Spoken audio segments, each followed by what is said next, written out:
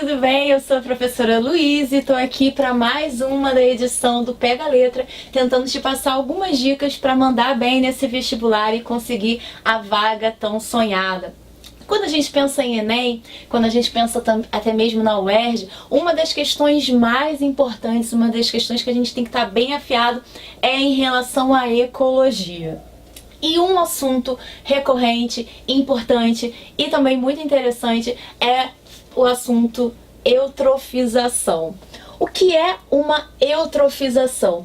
A eutrofização basicamente é o enriquecimento de um corpo aquático, ou seja, o acréscimo em termos de nutrientes em um corpo aquático. Eu vou tentar explicar para vocês toda a sequência de acontecimentos de uma eutrofização, simbolizando aqui um lago, tá? Então hoje eu vou precisar um pouquinho da imaginação de vocês.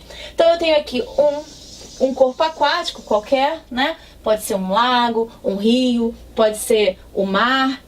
E eu tenho algum fator capaz de enriquecer esse ambiente. Esse fator pode ser o despejo in natura da matéria orgânica, né? Então o acréscimo de poluentes nesse lago, nesse rio, ou pode ser alguma outra forma qualquer de enriquecimento, de eutrofização. E o que nós vamos ter na cascata de acontecimentos da eutrofização? O aumento da concentração dessa matéria orgânica. E o que esse aumento da concentração da matéria orgânica vai nos gerar logo de início? Eu vou ter um favorecimento da fotossíntese. Então nós sabemos que nos corpos aquáticos eu vou ter organismos autotróficos macroscópicos, como uma alga, mas eu também vou ter vários organismos microscópicos presentes aqui. Eu vou ter o fitoplâncton. Ok? Vou colocar aqui só o fitoplâncton. Então, esses organismos autotróficos, de cara, vão sentir esse acréscimo da matéria orgânica. E com esse acréscimo da matéria orgânica, principalmente naqueles nutrientes limitantes, aqueles nutrientes que estão na menor concentração, vão servir então de adubo, vão servir de estímulo para o aumento da concentração fitoplanctônica. Então, de cara, eu vou ter uma grande proliferação de algas. Muitas vezes, eu vou ter uma proliferação de algas nocivas. Como aqui no Rio de Janeiro, nós temos as lagoas, nas lagoas costeiras, com uma grande proliferação de algas nocivas, incluindo cianobactérias, que são organismos potencialmente tóxicos. Elas podem liberar hepatotoxinas, neurotoxinas. Então, um afloramento de microalgas. De início, você vai pensar o quê? Pô, então é bom, né? Vai aumentar o número de algas, é mais comidinha para o peixinho? Só que não. Por quê? Algumas dessas microalgas aqui, elas contêm dentro do corpo delas umas estruturas capazes de armazenar ar dentro do corpo delas. E a proliferação dessas algas vai então ocasionar, por conta do ar presente nessas colônias de fitoplâncton, a subida dessas microalgas para a parte mais superficial da coluna d'água, formando um verdadeiro tapete algal. Dá para enxergar isso? Uhum.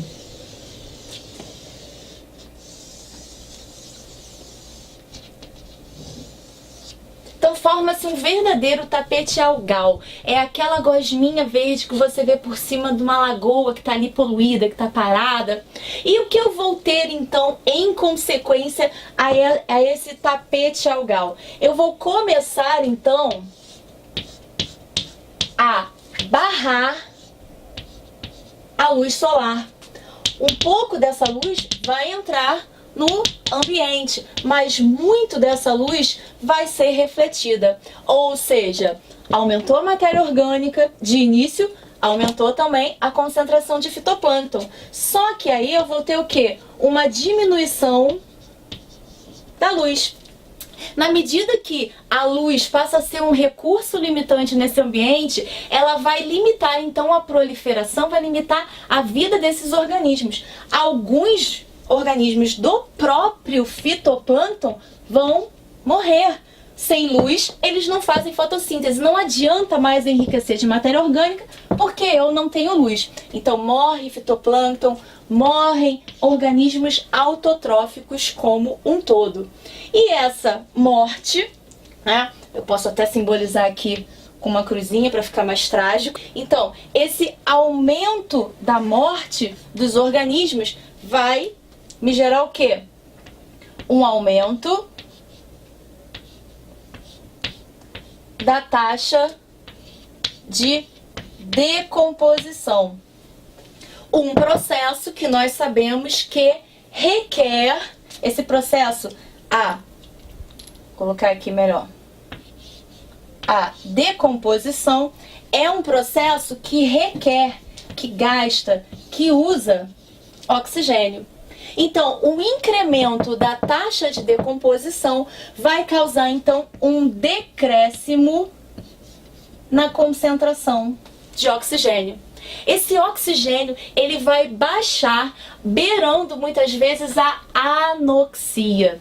E é justamente essa grande queda na taxa de oxigênio que, costumeiramente, nos leva a observar a morte dos peixes. Então veja que é um evento em cascata. Muitas vezes as pessoas relacionam a morte dos animais presentes nessas lagoas, que costumam ser lagoas de interesse pra gente, né? Lembrando que no Brasil nós temos muitas lagoas costeiras, então são ambientes de recreação, são ambientes de esportes, são ambientes de muita especulação imobiliária. Então quando uma lagoa começa a feder, quando uma lagoa começa a ter uma mortandade muito acentuada de peixes, como acontece de vez em quando na Lagoa Rodrigo de Freitas, muitas vezes a mídia e a população como um todo relaciona a morte desses animais ao aumento da matéria orgânica. É uma relação? É uma relação, mas não é algo direto. Os peixes não morrem diretamente porque houve um incremento da matéria orgânica, porque houve uma eutrofização, mas eles morrem porque o aumento da matéria orgânica causa o aumento da concentração fitoplânctônica, que acaba formando uma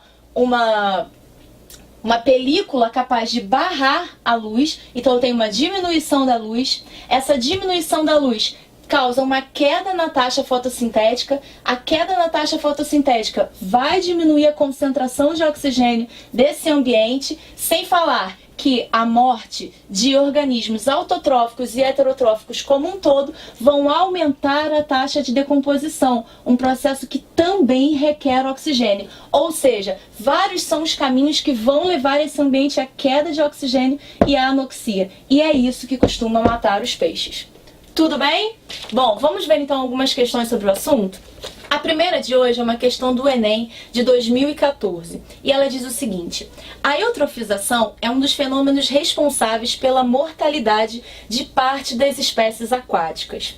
Em regiões próximas a centros urbanos, pela perda de qualidade de vida da população. Então foi isso que a gente acabou de falar. Esse não é só um problema ecológico, é também um problema social, porque afeta a população que vive ali no entorno. Um exemplo é a Lagoa da Pampulha, um dos mais conhecidos pontos turísticos da capital de Minas Gerais, onde as atividades de pesca e nado não são mais permitidas, graças a esse processo. Para evitar a ocorrência desse fenômeno em lagos, deve-se. Então o que a gente pode fazer? Manter inalterado o volume de água? Não sei nem o que falar sobre essa opção. Nada a ver. Aumentar a população de algas planctônicas. Nós vimos aqui que aumentar a população de algas planctônicas pode causar o quê? A diminuição da luz. Então, não é a melhor opção. Diminuir o teor de nutrientes despejados na água. É isso que causa todo o efeito em cascata. Então, diminuir esse incremento da matéria orgânica é a melhor coisa que a gente pode fazer. Impedir fotossíntese também não teria como. Aumentar a população de espécies de topo da cadeia alimentar também não seria algo razoável, né? Se eu aumentasse aqui as espécies de topo, em algum momento essas espécies de topo também iriam sofrer, porque ia começar a faltar alimento para esses organismos. Tudo bem? A segunda questão é uma questão de 2010 e ela diz o seguinte: um agricultor, buscando o aumento da produtividade de sua lavoura, utilizou o adubo NPK, é um adubo de nitrogênio, fósforo e potássio, com alto teor de sais minerais. A irrigação dessa lavoura é feita por canais que são desviados de um rio que abastece os canais devido à contaminação das águas pelo excesso de adubo utilizado pelo agricultor. A gente sabe que isso acontece bastante ao longo aí do nosso Brasil. Que processo biológico pode ter sido provocado na água do rio pelo uso do NPK? A letra A fala de lixiviação, um processo de lavagem do solo. Então, realmente, a chuva, né, os processos de lavagem do solo podem enriquecer um corpo aquático, mas não foi isso que aconteceu aqui. O agricultor, ele enriqueceu diretamente com o NPK, com o nitrogênio, com o fósforo e com o potássio, e irrigou com a água vinda de um rio com todo um sistema de canais. Ocorreu a acidificação, processo em que os sais se dissolvem na água do rio, formando ácidos. Eu não tenho como saber como ficou a acidez desse corpo aquático, mas eu tenho certeza que ali ocorreu eutrofização, ou seja, o enriquecimento, o acréscimo de nutrientes. E esses nutrientes citados aqui, nitrogênio, fósforo, potássio, são nutrientes muito necessários à vida vegetal, por isso utilizado aí na agricultura.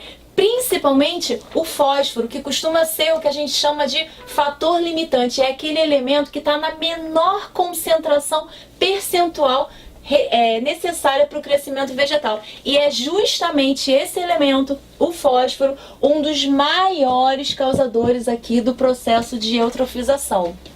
Tudo bem? Bom, então ficou letra C, eutrofização, ocasionada pelo aumento do fósforo e nitrogênios dissolvidos na água, que resulta na proliferação do fitoplâncton. Vamos para a próxima? A última questão de hoje é uma questão do Enem do ano 2000. Essa questão diz o seguinte: os esgotos domésticos constituem grandes ameaças ao ecossistema de lagos ou represas, pois deles decorrem graves desequilíbrios ambientais. Considere o gráfico abaixo, no qual o intervalo de tempo entre T1 e T2 observou-se a estabilidade em ecossistema de lago, modificado a partir de T3 pelo maior despejo de esgoto. Então, é importante que você observe a variação de cada um dos dados dentro desse gráfico ao longo do tempo. Então, nós temos todos os fatores: nutrientes, produção primária, peixes e oxigênios, caminhando relativamente juntos até o momento T3. A partir de T3, o que eu tenho? Eu tenho um grande acréscimo, eu tenho um aumento considerável de nutrientes, ou seja, eu tenho aí um aumento eu tenho a eutrofização, eu tenho um aumento da matéria orgânica dissolvida. Bom, o aumento dessa matéria orgânica a partir de T3, inicialmente, vai gerar um aumento dessa linha tracejada, que é a produção primária. Então, tem muito nutriente, as plantas, as microalgas vão aproveitar essa situação e vão proliferar. Só que quando a gente chega ali próximo a um instante T6, a produtividade primária dá uma estabilizada e a partir mais ou menos de T8, essa produtividade ela tem uma queda. Por que eu tenho essa queda? A gente tem que lembrar que, voltando para cá, a alta de nutrientes, ela de início vai gerar sim um aumento da concentração fitoplânctônica, mas no momento que essa concentração se tornar muito elevada, a ponto de começar a barrar a luz, o próprio fitoplâncton vai diminuir, o próprio fitoplâncton vai começar um processo aí de morte. Então, a partir de T8, eu tenho a produtividade primária diminuindo, justamente porque ocorre a diminuição desse grupo aqui, o grupo autotrófico, ok? Bom, eu posso posso observar também na terceira linha do gráfico, a linha de peixes, um decréscimo dos peixes. Eu posso observar na linha logo abaixo, a linha de peixes, um decréscimo da concentração dos peixes aproximadamente por volta de T6. E esse decréscimo dos peixes, ele também está relacionado à última linha que a gente pode observar nesse gráfico, que é a concentração de oxigênio. Lembrando que, olha para cá, a morte dos peixes, ela é gerada diretamente pela diminuição do oxigênio, que é decorrente da morte, da taxa de decomposição, da diminuição de fitoplâncton, ok? Então, assinale a interpretação que está de acordo com o gráfico. Vamos lá? Letra A. Entre T3 e T6, a competição pelo oxigênio leva à multiplicação de peixes? Não. Né? Os peixes estão aumentando entre T3 e T6, por quê? Porque ele está acompanhando a produtividade primária. Então, ao passo que a concentração fitoplanctônica está aumentando, os peixes também vão aproveitar esse crescimento. Tem mais comidinha, tem mais fitoplâncton, o peixe vai comer e vai crescer. Letra B. A partir de T3, a decomposição do esgoto é impossibilitada pela diminuição do oxigênio disponível. Pessoal, o oxigênio ele vai diminuindo à medida que a produtividade primária começa a cair, que a morte dos organismos como um todo vai acontecer. Então, nesse momento aí, em T3, eu ainda tenho uma concentração de oxigênio considerável. Ainda não é isso que está gerando, ainda não está ocorrendo a diminuição aí da decomposição dessa matéria orgânica. Letra C. A partir de T6, a mortandade de peixes ocorre da diminuição da população de produtores? Nesse momento, em T6, o que a gente vai ter aí na produtividade primária? Ela ainda está estável, então essa opção também não é uma opção válida. Letra D. A mortandade de peixes a partir de T6 é devida à insuficiência de oxigênio na água? Sim. A partir de T6, eu tenho uma concentração tão baixa de oxigênio que não mais permite a vida desses organismos aeróbicos. Tudo bem? Então ficamos com a letra D. Então é isso, galera. Até a próxima!